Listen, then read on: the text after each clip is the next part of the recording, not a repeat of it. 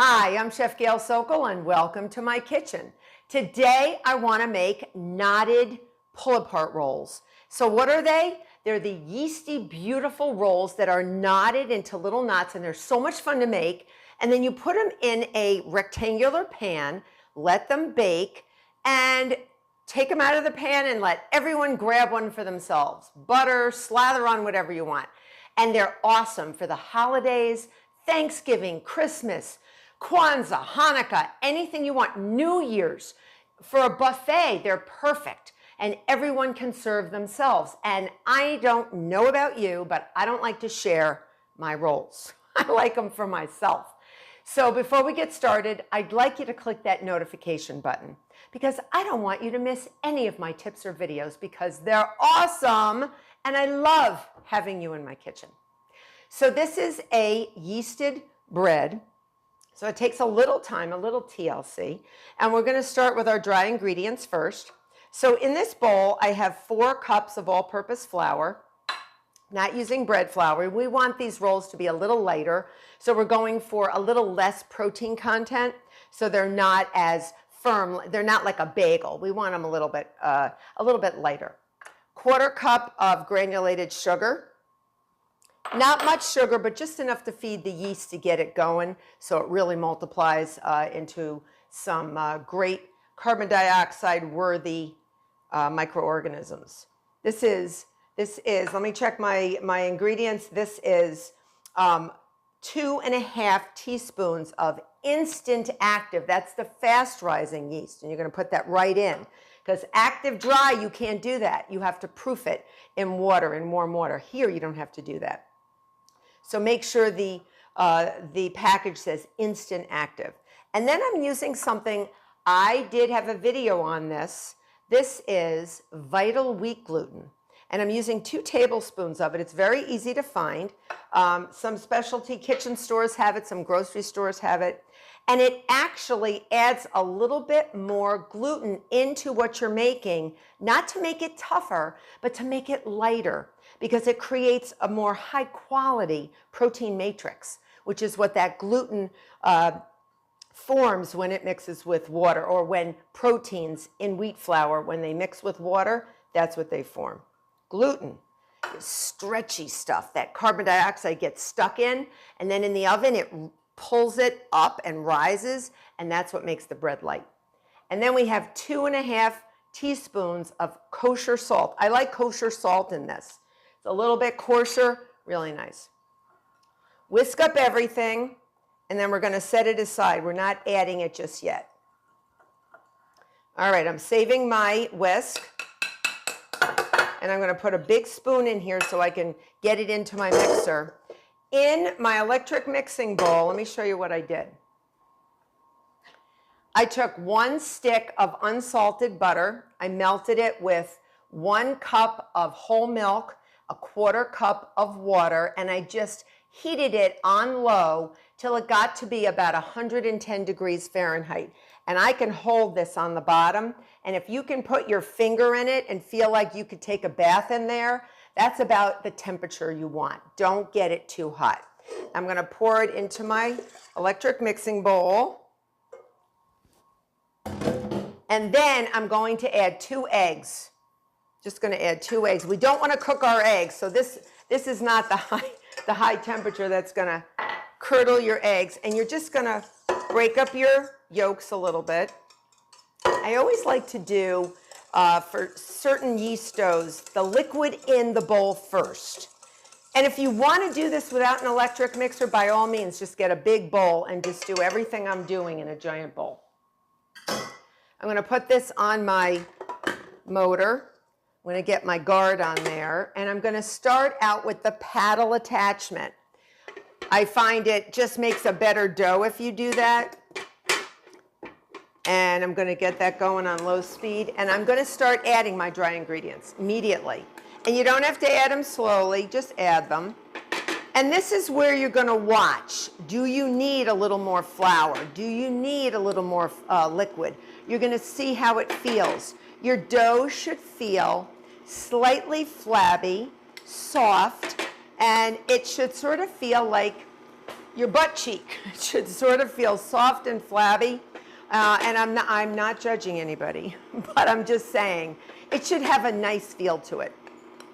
And I will show you when we are fully mixed, because you're going to put it onto your work surface for a minute or two. We're not going to over knead it, but we're going to let it get to a nice, soft, elastic state, and then we're going to put it into a bowl to rise. Whoop. Try to keep it in the bowl. I sometimes don't keep it in the bowl. All right, I'm going to turn it down a little bit, get it in there. Now at this point, you can see my paddle is actually, I'm going to go grab my rubber spatula, and I'm going to take this paddle off, and I'm going to replace it with my dough hook. Because you can see this is forming a dough already. It's almost not a batter anymore, it's really almost a dough. So at this point, I say we need the big guns, and we need our dough hook, like Captain Hook. So I'm going to put that in there. Okay, rotate that, and then start adding your flour. I only have a little more flour to add, so it's not that bad. Flour mixture, I should say. All right, I'm going to keep that going. And it will climb up the hook a little bit. Don't worry if it doesn't. And then we're going to use our favorite tools, our best tools, and you know what that is, your hands. And you're going to feel if that dough feels the way it should. All right, so this is in. Get all my flour in, just a little bit on the floor, not bad at all. Not that bad. I'm going to turn my hook up a little bit. And I always have my bowl scraper handy. Remember, this is the one that's flexible, so you can go around the bowl and get all your dough out, because there will be some dry ingredients on the bottom of that bowl. Electric mixers are notorious for that. You hear that? It's banging around, it's banging around, it's becoming a dough. This is good. This is good, and it may need a little more flour, but because these are a soft dinner roll, we don't want them to be too dry. So you see that? Look at that gluten forming. That's lovely. Lovely. All right, so you can see this. All right. So I'm going to take my bowl scraper. Everyone should get one of these. They're great. Not to be confused with the bench scraper or the dough cutter, which is metal. And I'll be using that later. All right. So take the rounded side, because usually it has a round side. Go all the way around. And if you notice, I didn't add any flour to this. What I might do, if I do need it, I might add a little flour to it, but it looks good. Now it's a little shaggy, so it sort of reminds me if you have like an English sheepdog as a pet. See inside, I got basically everything. Any dry stuff that looks like this, like super dry, we don't want it. Leave it in the bowl. Leave it in the bowl. All right, we don't want it. And at this point, I'm now going to get my bench scraper. This is the one with the metal. And I'm just going to go under and go around. Now, you can see how sticky it is. I don't really want to add a lot of flour because it may get too dry. So I'm just going to wet my hands a little bit. And I'm just going to feel it, okay? If it really feels wet to you and maybe, you added not as much flour as you could have, even this feels a little wet, you can add a little sprinkling of flour. But I don't like to add too much flour for a dinner roll because it really, really, really is going to get dry. So just a little sprinkling. But this is going to be a beautiful, nice, moist dough. So I'm just going to get that flour in. Fold it over on itself. You can use your hands if you want, or you can continue to use your bench scraper, whatever you want to do. And it becomes less shaggy, right? Remember we talked about it looks sort of like your English sheepdog, but then it starts getting smooth and elastic. sort of like that butt cheek we were talking about, okay? Sort of flabby, but nice and elastic. So this is where I take a bowl, nice big bowl. I've sprayed it with nonstick cooking spray. You can put oil in it, you can put butter in it, whatever you want to grease it with. And then I'm just gonna throw it in, and then I'm gonna flip it over so the grease side is up. I'm gonna cover it with plastic wrap, and I'm gonna put it into a warm place for about an hour and a half. I wanna see it double in volume, and give it that time. It's gonna need it, even if it's fast rising yeast. Now, a quick way to do this, if your house is really cold, sometimes that happens, take a garbage bag and really, like wring it out so it opens up. Put this bowl in that bag and just tie it with a twist tie, and it'll form its own little proof box and get nice and warm, because the yeast is gonna produce heat. And it's actually going to get warm in there. So we wanna see it double. We wanna see that yeast action. So I'm gonna put this in a warm spot. See you back in an hour and a half. So my knotted pull apart roll dough has risen for about an hour and a half, and it is gorgeous. It's doubled, it's puffy, and I'm going to take it, wake it up from its nap. Hello. And remember, it was very soft. Oh, it smells so good. It smells yeasty and yummy, and you can see how much it really puffed up. So what I'm going to do now, and it might be soft, so I'm going to go easy with the flour. Flour creates dryness. You don't want too much flour unless you really, really need it. So in the meantime, I have a 9 by 13 inch baking pan. I have sprayed it with nonstick cooking spray. You can use oil, coconut oil, whatever you want, butter. And I've preheated my oven to 350 degrees Fahrenheit. We do have one more rise because we need to let the rolls rise in the shape that they will go into the oven. That is known as proofing. So we're gonna only give that about 30 minutes. And because it's a rich dough, it's got milk, it's got eggs, it's got butter, it's not gonna rise double like it did now. So I'm gonna feel this dough, and it's soft. It's beautiful, but it's soft. And I have a little bit of vegetable oil. So this is my little arsenal, and I'm just gonna sort of rub this on my work surface because I don't wanna use flour. Now you can use a little water, or you can use the oil. And everything is slippery. So I'm gonna slide the dough out, and it will deflate, don't worry. That's what it's supposed to do. It's got lots of carbon dioxide in there. And then I want to sort of get it into about 18 inches long, approximately. It doesn't have to be perfect. And about 9 inches in width. And that's about 9. It's a little more than 9. And we're going to shape our knots. That's going to be fun. So get it into approximately 18 inches. I don't want to use my rolling pin if I don't have to, because I don't want to flatten it. I want it to stay poofy. We like poof. We like poofy rolls. So I want to maintain the poof. So this is exactly 18 inches, and I am exactly 18 inches. Well done. And it doesn't always work out that way, but that's fine. And then if you're a little wider, don't worry. Just so this is 10, we want 9. Don't worry about it. Just sort of push it in a little bit. Push it in a little bit, and that's about right. So now I'm going to take a pizza wheel. And I'm going to go about halfway. It doesn't have to be perfect. Just use your eyes. All right, so this is about 9 inches. I'm going to go straight down. And then I'm just going to do into thirds. So each one I'm going to do into thirds. So 3 inches here, straight down.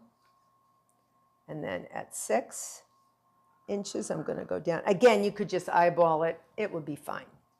Trust me, no one's going to say, my knotted roll is slightly different than your knotted roll. So, although I don't know your family or your guests, so maybe they will. Hopefully not. And again in thirds.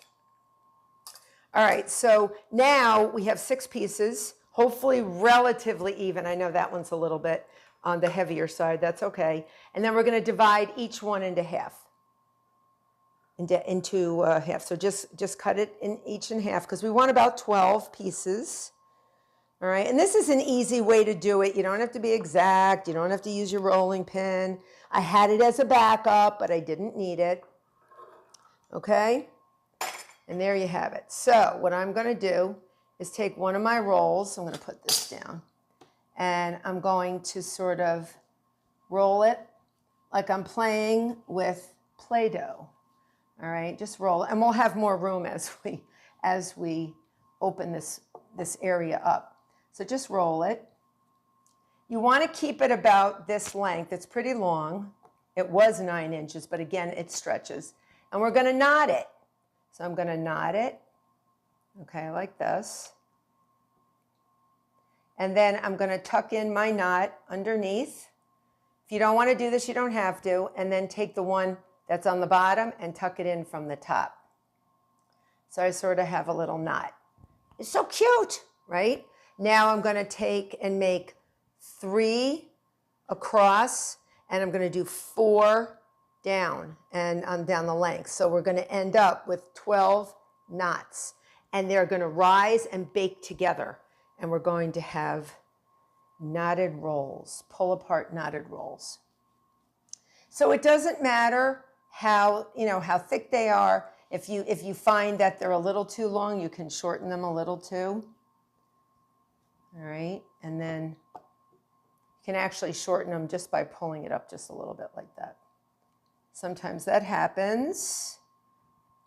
I was getting overzealous with the rolling, and it happens. So I'm just going to roll them. All right, roll it. Tuck the top one under. Tuck the bottom one over, inside, and just sort of reshape. Okay, and put it next to it. If it's not touching, don't worry. So if you notice it's not completely touching, it may be ½ an inch to an inch apart. As they rise, you want to give them room to rise so they begin to become friends, okay? So they sort of, touch hands. So everyone will get friendly in this pan by the time we're done. So we're just going to roll it. Okay, roll it. Knot.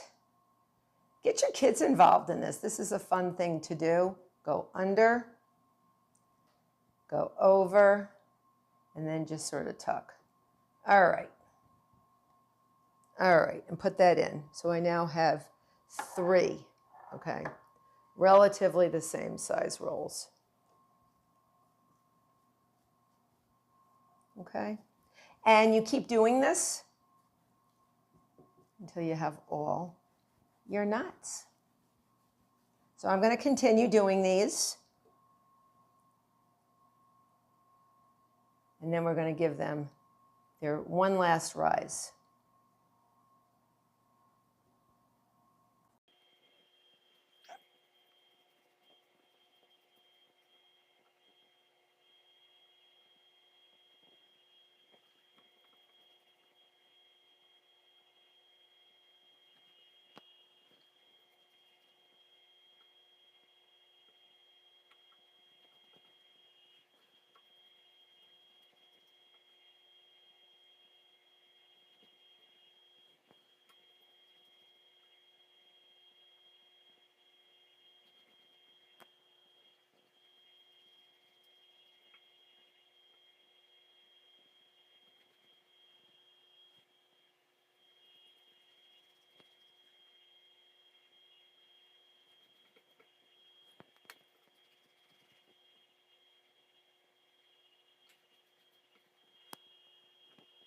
Once they're all knotted and put in the pan, you're going to cover it with plastic wrap and put it in a nice warm spot for about 30 minutes.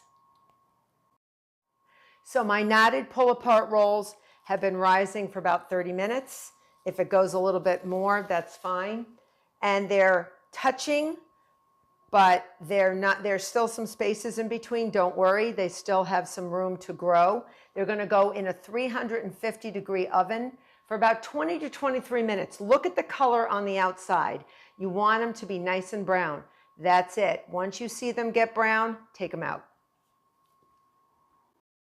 So my knotted pull-apart rolls came out beautiful. They grew together, they got friendly, they rose, and they took about 23 minutes. If they don't brown as much as you'd like, just put the broiler on for a second so you get a little bit browning. Now let's see if they pull apart.